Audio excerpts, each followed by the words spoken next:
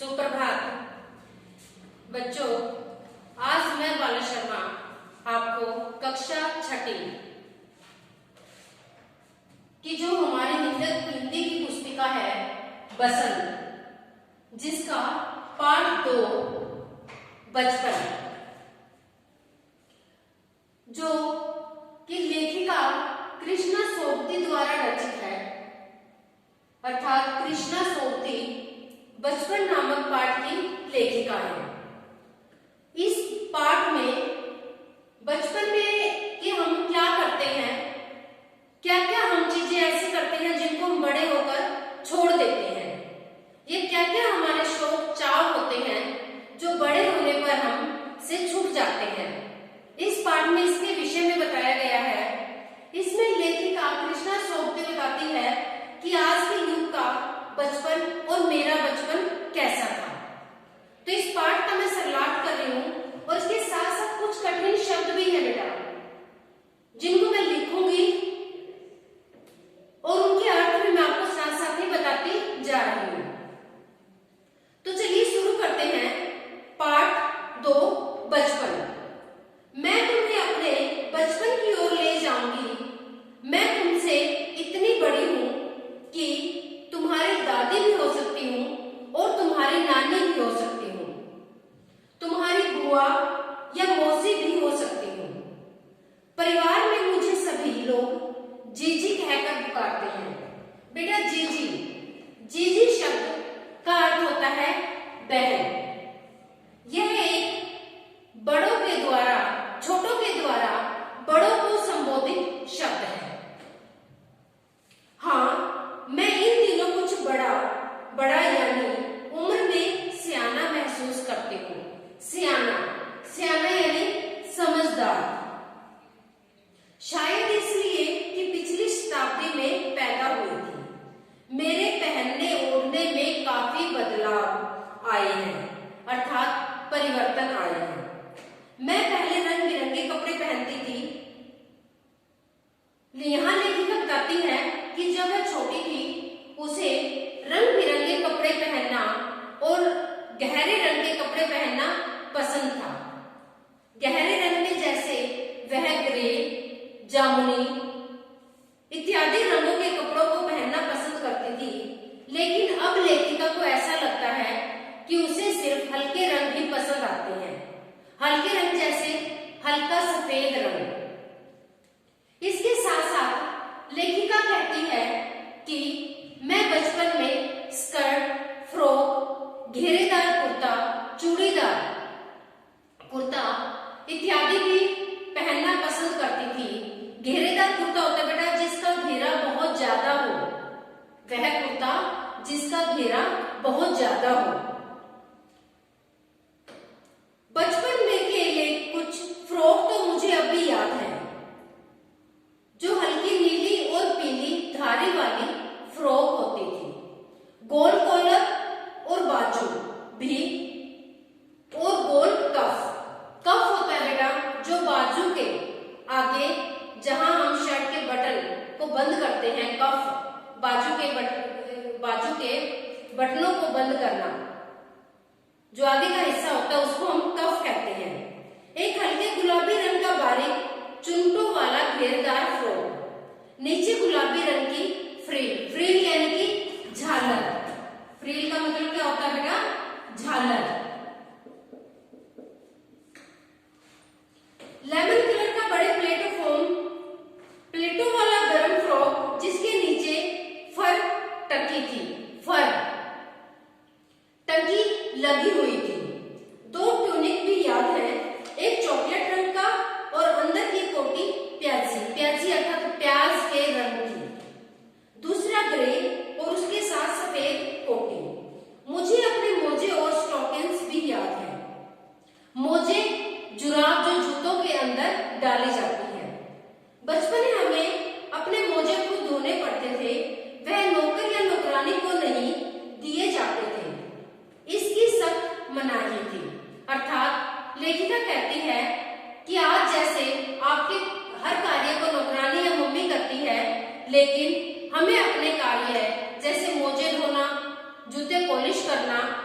भी ये छोटे छोटे कार्य स्वयं ही करने पड़ते थे और ये सब कार्य हम रविवार के दिन अर्थात इतवार के दिन ही करते थे।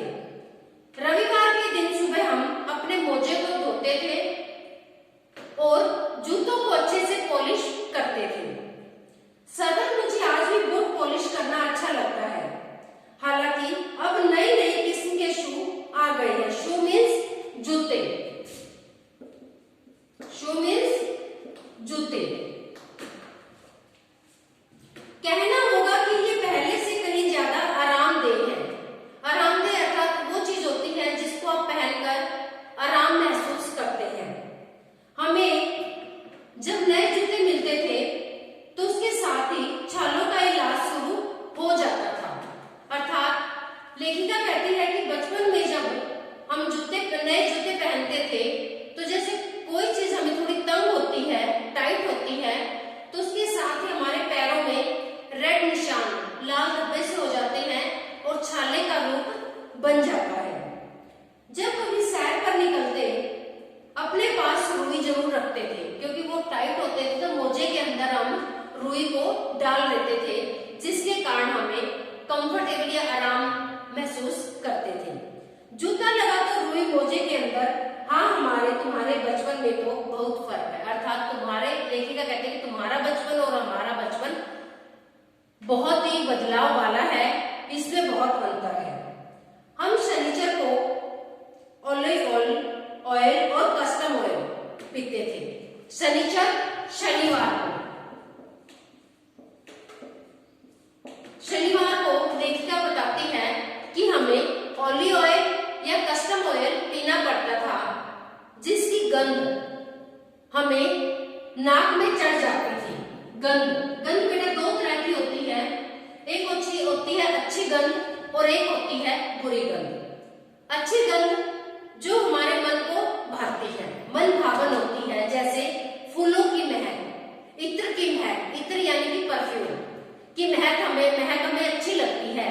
लेकिन यहाँ लेखिका कहती है कि ऑलिव ऑयल की महक है वो हमारी नाक में चढ़ती थी और हमारा जी मचलने लगता था।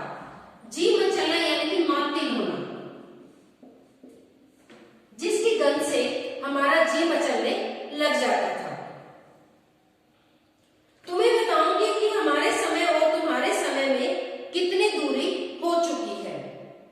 यहाँ तक कि बचपन की दिलचस्पियां भी बदल चुकी हैं। अर्थात जो बचपन के खेल हैं, पेय पदार्थ हैं, खाने पीने की सामग्री है, उसमें भी काफी बदलाव आ गया है। याद रहे उन दिनों कुछ घरों में ग्रामोफोन होता था, लेकिन आज टेलीविजन और रेडियो ने उस ग्रामोफोन की जगह ले ली है। हमारे बचपन में कुल्फी आइसक्रीम हो गई। अर्थात अब तुम बच्चे जो आइसक्रीम खाते हो, हमें पहले आइसक्रीम के स्थान पर कुल्फी मिलती थी। इसके अतिरिक्त कचौड़ी, समोसा, पैटीज सभी बदल गए हैं। आज आप कोक और पेप्सी पेय पदार्थ में यूज करते हो। अर्थात पेय पदार्थ आपके पेप्सी और कोक है, लेकिन उस समय में हम सहतूत और फालसे का शरबत ही पीते थे। शिमला और नई दिल्ली में बड़े हुए बच्चों को वेगर्स और डेविस को रेस्तरां की चॉकलेट और पेस्ट्री मजा देने वाली थी। रेस्तरां होता है बेटा होटल। हम भाई बहनों की ड्यूटी लगती शिमला मॉल से ब्राउन ब्रेड लाने की। मॉल एक ऐसा स्थान होता है जहां से हमें खाने पीने का सामान मिलता है। यदि फूड मार्ट है तो वहां से हमें खाने पीने का मिलेगा। इसी तरह से मॉल से हमारी ड्यूटी ब्राउन ब्रेड लाने की होती थी। हमारा घर मॉल से ज्यादा दूर नहीं था। एक छोटी सी चढ़ाई और गिरजा मैदान पहुंच जाते, वहां से एक उतरते और मॉल पर कॉन्फेक्शनरी काउंटर पर तरह तरह की पेस्ट्री और चॉकलेट की खुशबू मन भावनी थी। मन भावनी अर्थात मन को भाने वाली।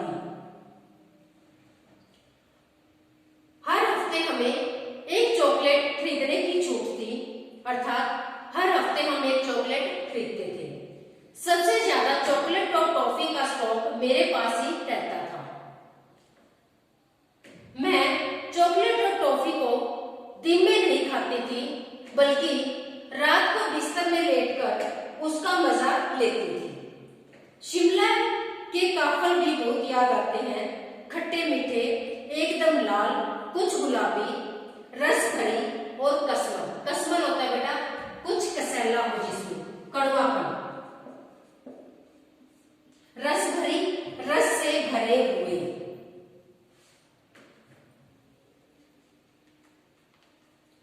सोचकर ही मुंह में पानी भर आए।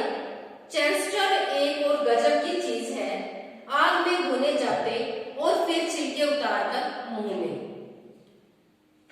चने जोर गरम और अनारदाने का चूरन। अनारदाने का चूरन क्या होता है? अनार को पीसकर और उसका पेस्ट बना लिया जाता है, जिसे हम अनारदाने का चूरन कहते हैं। हाँ, चने जोर गरम की पुड़िया तो तब भी थी और अब भी नजर आती है। अर्थात पुड़िया, चने की जो पुड़िया होती है उसको बनाने में कोई भी बदलाव नहीं आया है।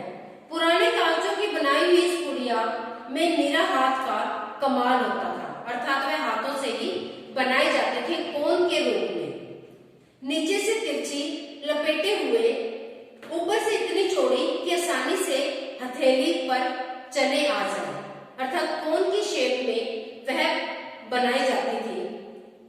उस वक्त का वक्त अर्थात समय,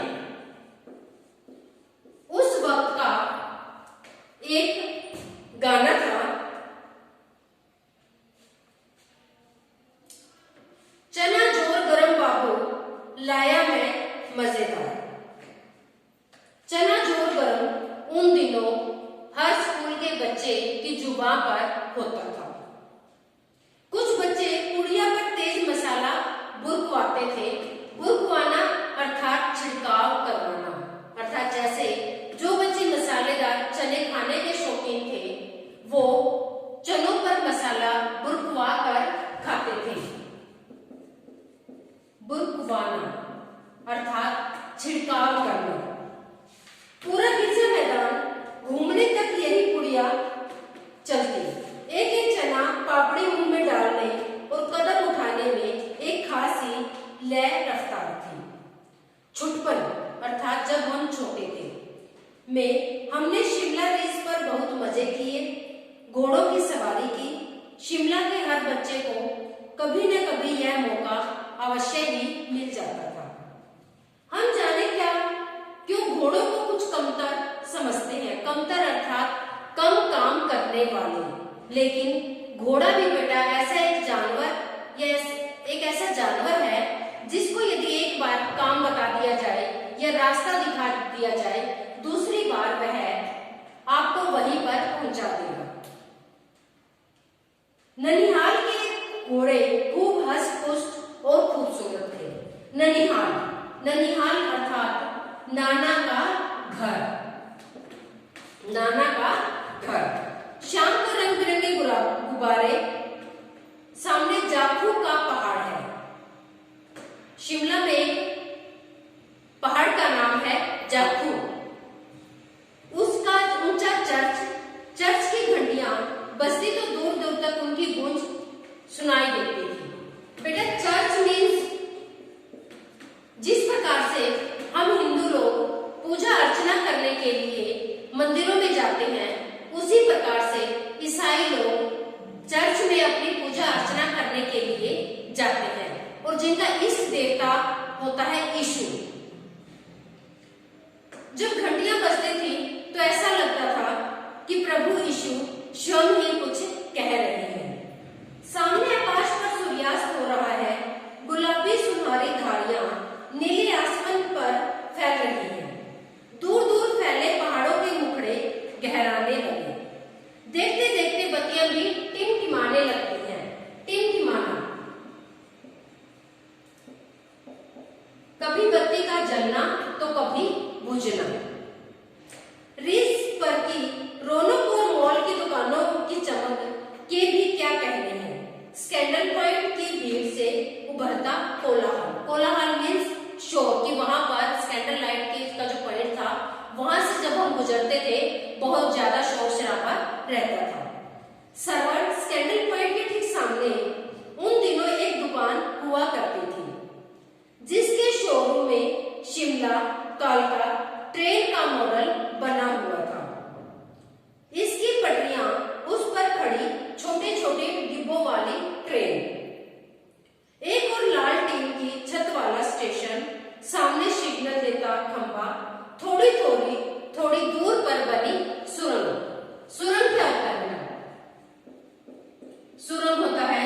जमीन के नीचे से खोदकर बनाया गया रास्ता।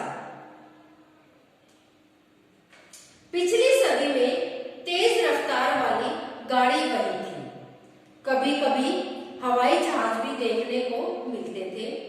दिल्ली में जब भी उनकी आवाज आती, बच्चे उन्हें देखने के लिए बाहर दौड़ने लग जाते और बाहर दिखता एक भारी भरकम पक्षी उड़ा जा रहा है।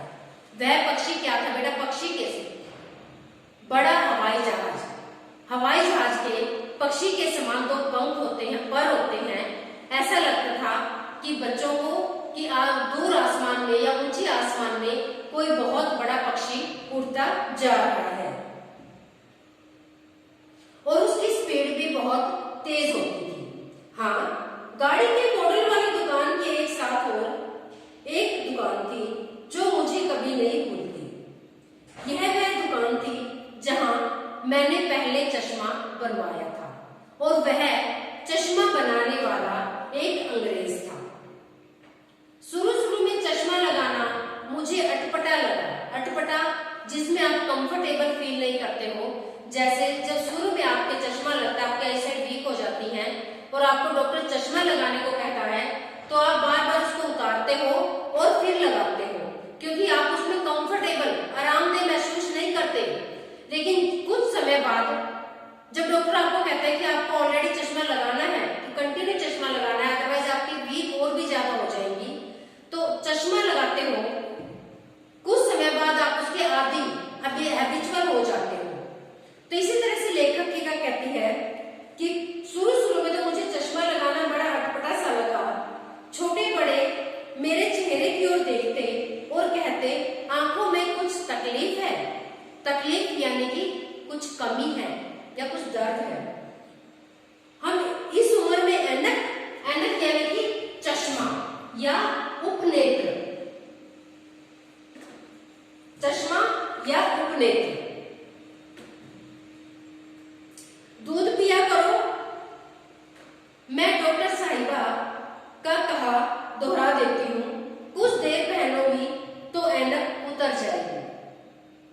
वैसे डॉक्टर साहिबा ने पूरा आश्वासन दिया था, आश्वासन भरोसा दिया था। चश्मा तो नहीं उतरा पर नंबर जरूर कम हो गया। हाँ, अपने आप इसकी जिम्मेदार हूं। जब मैं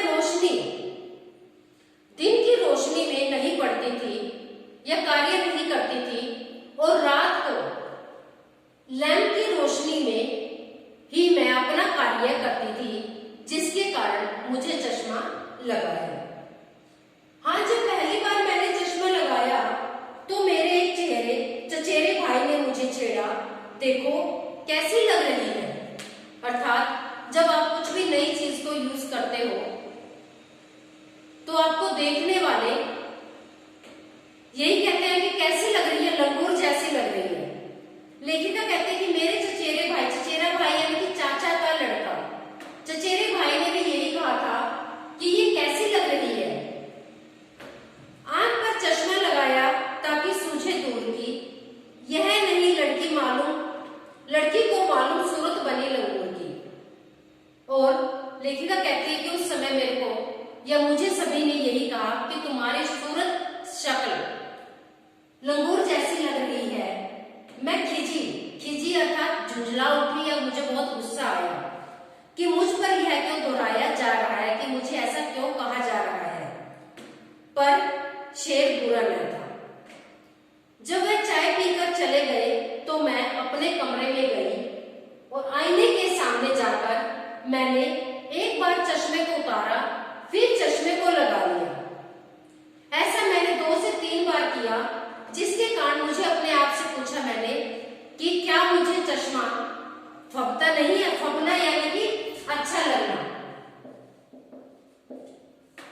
लेकिन अपने आप में मैंने उत्तर दिया कि नहीं, मुझे चश्मा फब रहा है, अच्छा लग रहा है।